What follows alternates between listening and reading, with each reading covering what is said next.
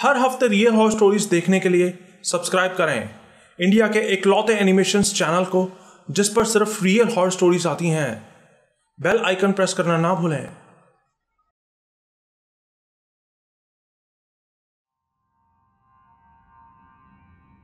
मेरा नाम एस.के. प्रजापत है।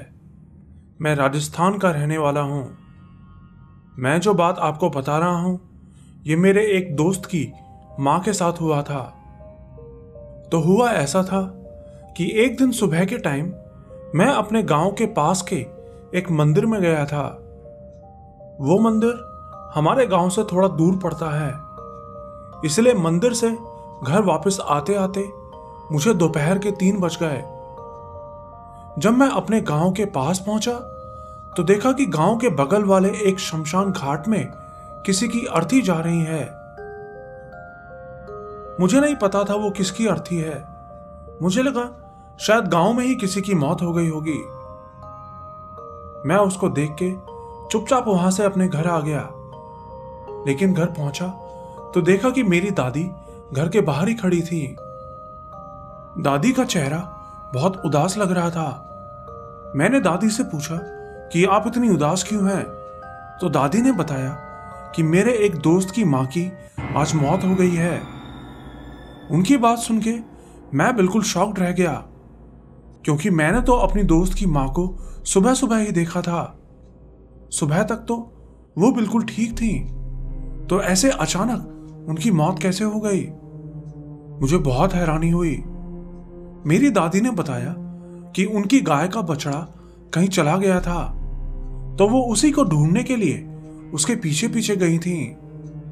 उस वक्त दोपहर के 1 बज रहे थे। ढूंढते ढूंढते वो शमशान घाट में भी गई थी, लेकिन शमशान घाट से वो वापस तो आ गई, लेकिन घर आते ही उनकी मौत हो गई।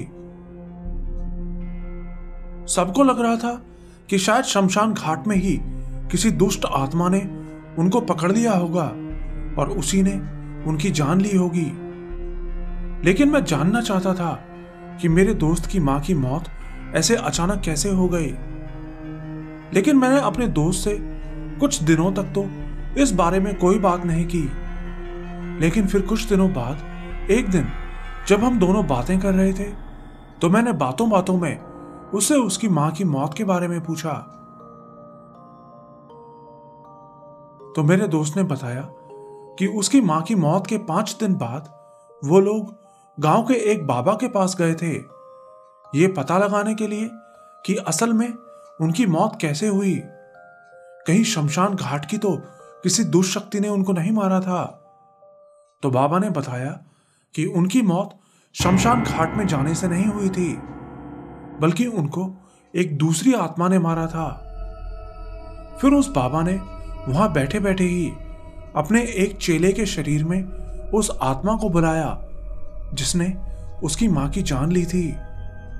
वो एक औरत थी। उसने बताया कि एक दिन मैं गांव के बाहर जंगल में से लकड़ी काट कर आ रही थी और उस वक्त मैं अपने बच्चों के साथ माता के मंदिर के पीछे बैठी आराम कर रही थी।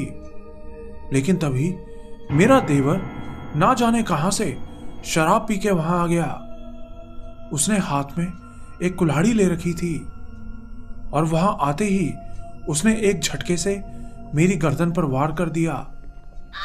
मैं वहीं मर गई। मेरे बच्चे वहां बैठे रो रहे थे। मुझे मुक्ति भी नहीं मिल सकी। ये औरत उस दिन अपने बछड़े को ढूंढते हुए माता के मंदिर के पीछे आई थी। मैं उस वक्त वहीं बैठी थी। माता ने इसको ठोकर मार के उस तरफ ना जाने का इशारा भी किया, लेकिन ये औरत नहीं रुकी।